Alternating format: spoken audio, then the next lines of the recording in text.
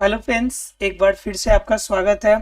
और आज हम लोग जानेंगे जनन चैप्टर के अगले टॉपिक के बारे में, जन बीजाणु जनन। ठीक है।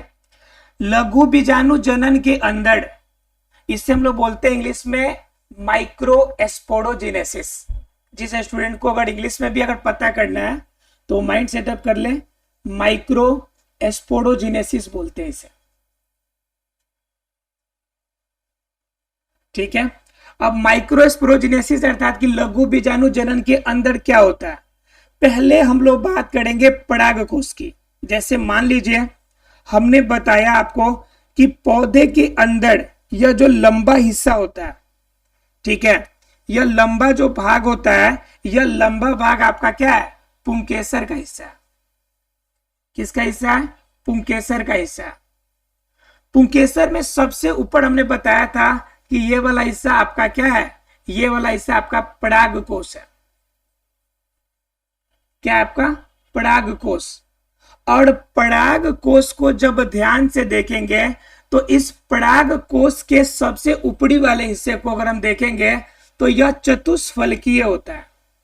हमें ऐसा दिखेगा, 4 फलकों वाला, यानी कि 4 इसके फलक हमें दिखाई पड़ेंगे इस रूप में। यह चतुष्फलकीय आपका मुख्य रूप से होता है, अर्थात कि इसके अंदर क्या दिखाई पड़ेंगे आपको, 4 फलक आपको दिखाई पड़ेंगे।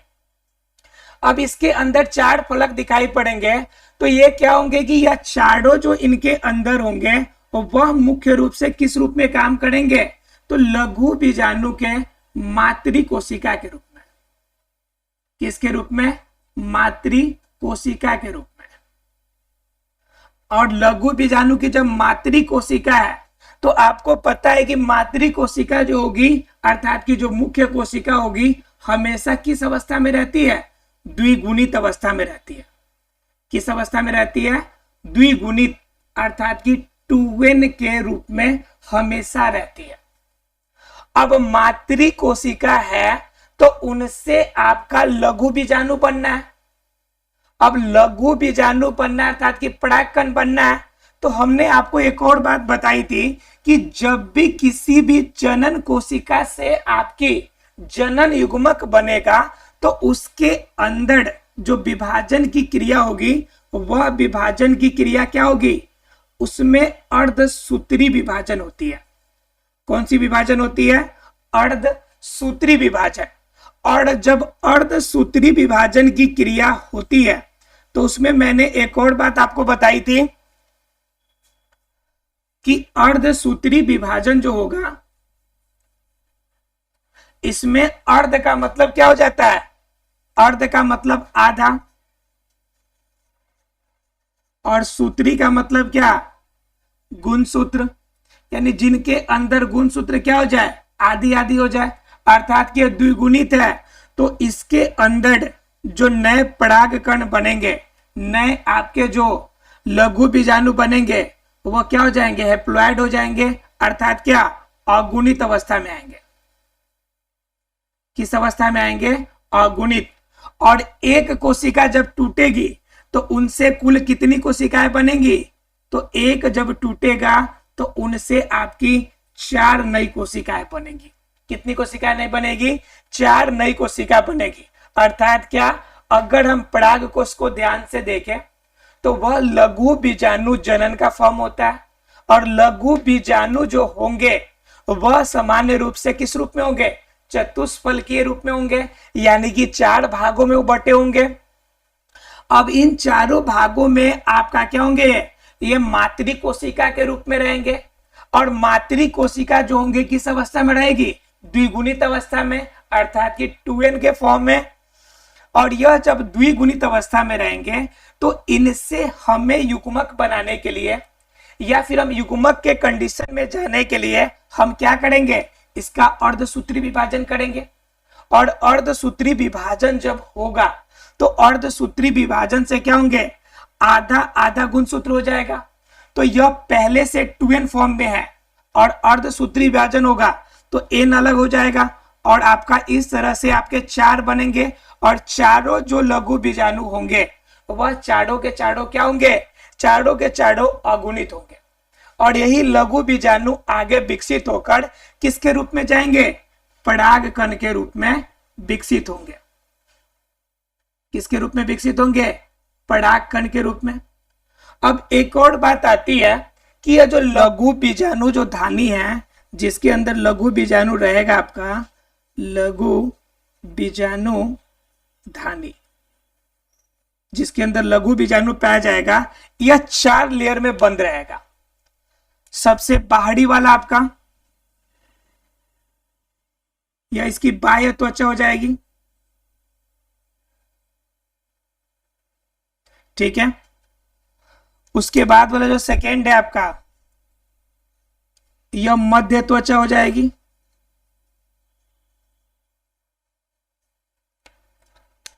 तीसरा वाला जो है आपका यह अंतस्थ हो जाएगा। और सबसे अंदर वाला जो हिस्सा होगा वह आपका कहलाएगा टेपिटम। क्या कहलाएगा, टेपिटम आपका कहलाएगा, ठीक है। तो टोटल कितने भाग हो जाएंगे, 4 भाग।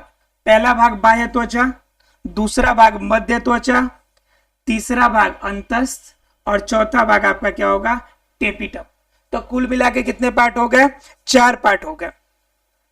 इसमें क्या होगा कि बाह्य त्वचा जो होता है इसको सुरक्षा देने में या अन्य कार्यों के लिए मदद करता है। तो बाह्य त्वचा वाला हिस्सा जो है इसके सुरक्षा में रहेगा, बाहरी रूप से इसको कवर करके रखेगा। दूसरा आपका जो मध्य वाला हिस्सा है यह ज्यादा दिनों तक नहीं रहता है। यह जो मध्य वाला हिस्सा होता है यह अधिक दिनों तक विकसित नहीं रहता है, कुछ दिनों के बाद या कुछ दिनों तक इसकी मदद करता है, अधिक दिनों तक यह नहीं रहता है, कुछ दिनों बाद यह समाप्त हो जाता है। अंतस्थ इसके टेपिटम को मदद करता है और इनका भी अस्तित्व जो होता है लंबा नहीं होता है, लेकिन टेपिटम जो होता है सबसे प्रमुख भूमिका निभाता है कि यह मुख्य रूप से पौधे को आपका जो बीजाणु जनन है अर्थात कि लघु बीजाणु है, इनको पोषण देने का काम किसका होता है, टेपिटम का होता है। अर्थात कि बीजाणु धानी के टोटल कितने पार्ट होंगे, 4 पार्ट। एक तो बाह्य त्वचा सबसे बाहर वाला हिस्सा, उसके बाद आपका मध्य त्वचा, उसके बाद अंतस्थ और एक टेपिटम। एक टेपिटम आपको याद रखना है जो ज्यादा इंपॉर्टेंट है क्योंकि यह पोषण देता है। एग्जाम में कभी कोई पूछ देता है कि बताइए जो पराग कण है जो लघु बीजाणु से निकलते हैं तो आपको बताइए कि टेपिटम का उसमें क्या कार्य है या उसे पोषण कहां से मिलती है, पोषण उसे कौन देता है। तो याद रखना है कि टेपिटम जो है वही उसको क्या करता है, पोषण देने का कार्य करता है। तो अलग अलग पौधों के अंदर जो पराग कण होंगे वह अलग अलग रूप में होंगे और यह जो आपका लघु बीजाणु है विकसित होगा और लघु बीजाणु जब विकसित होगा तो किसके रूप में चला जाएगा, वो पराग कण के रूप में विकसित हो जाएगा। और लघु बीजाणु से यह पराग कण जब बनेगा तो इसी क्रिया को हम लोग कहते हैं लघु बीजाणु जनन।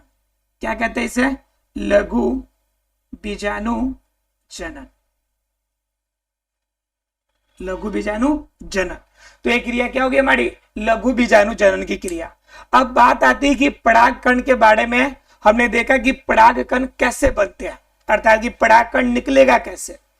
अब हमें यह जानना है कि पराग कण का तो हमने एक काम जान लिया कि पौधे को लैंगिक जनन की क्रिया के रूप में इस्तेमाल होती है। क्या पराग कण का और कोई उपयोग है, क्या और कोई फायदा है? तो बिल्कुल, पराग कण के कुछ फायदे भी है और कुछ आपके घाटे भी है।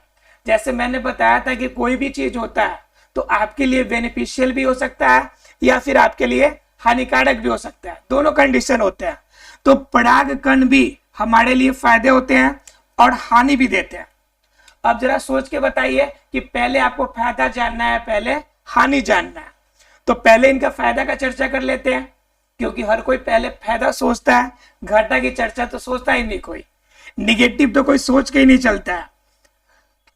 इसलिए हम लोग भी पहले निगेटिव नहीं बल्कि इसके पॉजिटिव एस्पेक्ट को देखेंगे कि पराग कण से में फायदा क्या होता है। तो आपको बता दें कि पराग कण जो होता है यह इसके अंदर सभी प्रकार की पोषक तत्व पाए जाते हैं, सभी प्रकार के पोषक तत्व पाए जाते हैं। इनके अंदर भरपूर मात्रा में विटामिन पाया जाता है।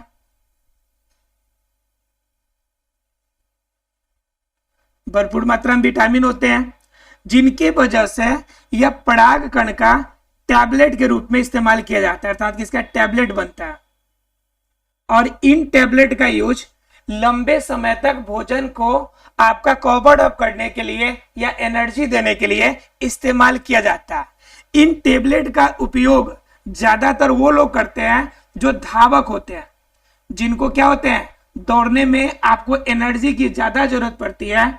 जो धावक होते हैं या एथलेटिक्स होते हैं, खासतौर से जो एथलेटिक्स में दौड़ते हैं, तेज भागते हैं, तो उस समय जो पोषक तत्वों के लिए जो टैबलेट का इस्तेमाल करते हैं वह किसका बना होता है, वह पराग कण का बना होता है, क्योंकि उसके अंदर सभी प्रकार के विटामिन, सभी प्रकार के पोषक तत्व अवेलेबल होते हैं।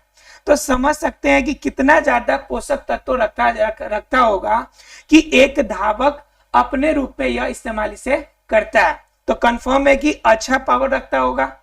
अगर ये अच्छा पावर रखता है तो इसका पॉजिटिव एस्पेक्ट हो गया, लेकिन क्या इसका कोई घाटा भी है, कोई निगेटिव पॉइंट? तो ये परागकण का जिस समय आपका समय होता है, तो उस समय श्वसन संबंधी वाले या ब्रोंकाइटिस जैसे कोई समस्या से जूझ रहे हैं, उन्हें आपका ये बड़ी मात्रा में एलर्जी उत्पन्न करते हैं। तो यह इसकी सबसे बड़ी क्या है जी, हानि हो जाती है, सबसे बड़ी समस्या हो जाती है।